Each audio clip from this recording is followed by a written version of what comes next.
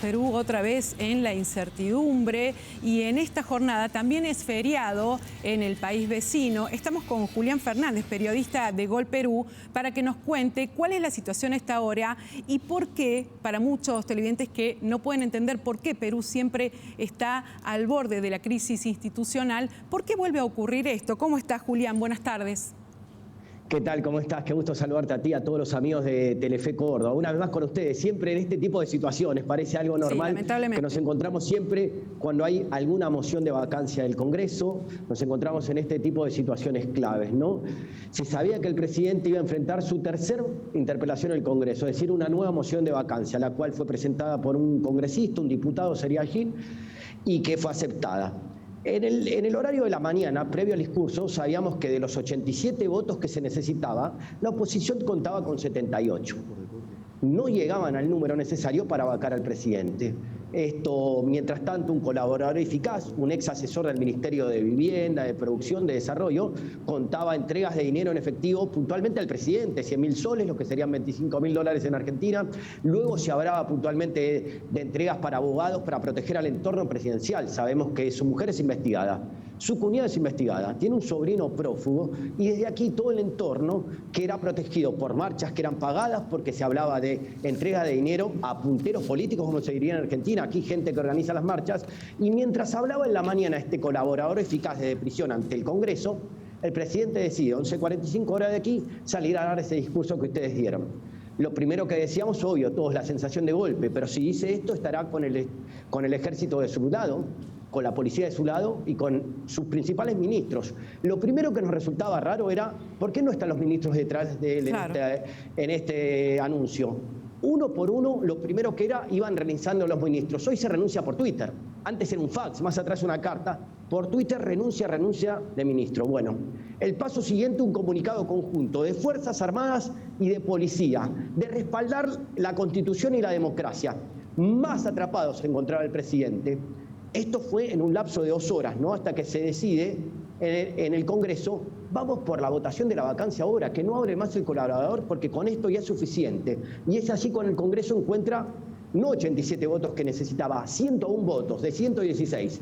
10 se abstuvieron, 6 fueron en contra y desde ahí se terminó dando la sumatoria de votos. Y de ahí viene esa imagen tal vez inédita, ver al presidente salir con su familia y la familia, cuando uno tiene esas bolsas clásicas de residuos negras que recoges lo que puedes, ¿no? Y te vas, y esa era la escena.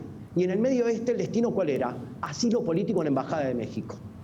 La policía ya, con órdenes nuevas, pasa a detenerlo. Y luego un contexto social muy gracioso, porque el pueblo dijo, si la policía no lo detiene, nosotros no le vamos a permitir llegar. Y contra el tráfico de Lima, te tengo que decir que nadie puede. Y entonces los autos dispusieron en las cercanías de la zona de la Embajada de Lima cerrar el tráfico para que no tenga acceso y llegar a ese asilo. Pero fue detenido a 2-3 cuadras de la salida del Palacio. Te diría que fueron 2 horas de incertidumbre, desde el anuncio hasta la vacancia y posterior decisión de detener al gobernador. En esas 2 horas hubo comercios cerrados, gente que compraba como para encerrarse, como cuando era la pandemia, agua mineral, papel higiénico, una leve subida del dólar. Uno como argentino, tú sabes que lo primero que piensa, mi plata en el banco y en el dólar. Aquí no se piensa así y todo volvió a la estabilidad. ¿Cómo es el tema hoy? Te cuento el tema de hoy. Se tiene que presentar, se habla de las 4 de la tarde, sede de Argentina, el nuevo gabinete. El nuevo gabinete debe ser sustentado, una causa de confianza necesita por parte del Congreso. La nueva presidenta, cuando se asumió, ¿qué le pidió al Congreso? Ustedes deben controlarme, monitorearme y vigilarme, pero deben tiempo para acomodar eso. Entonces se entiende que ese nuevo gabinete, que ella dijo de todas las sangres, habla de todos los entornos políticos, que tendrá injerencia cada bancada del Congreso para poner su gente, y desde ese gabinete conformado... Claro. Qué lugar difícil el de Dina Boluarte, ¿no? Tiene que, en estos momentos, pensar en el futuro de Perú. ¿Se piensa en elecciones a corto plazo? No. Ayer, cuando juramenta ella, habla de julio 2026 en sus palabras de juramento, lo cual no habla de elecciones anticipadas. Pero uno prevé que si el gabinete que nombra no es acorde y no es aceptado por el Congreso en una oportunidad o en 2, sí vendrían las elecciones anticipadas. Por ahora hay un clima de menos distancia y menos tensión entre legislativo y ejecutivo, que se vivieron en esos casi, no llegaron a ser 2 años de Castillo, pero siempre estuvo la confrontación. Recuerda que es la tercera intento de vacancia por parte del Congreso. Claro. En el tercero recién se dio, y por lo que hizo Castillo, porque entendíamos que tampoco, más allá de todo lo que dijo este colaborador eficaz, iba a tener los votos el Congreso para vacarlo. Por eso todos consideramos un error y un apresuramiento de Castillo en esta decisión. Sí.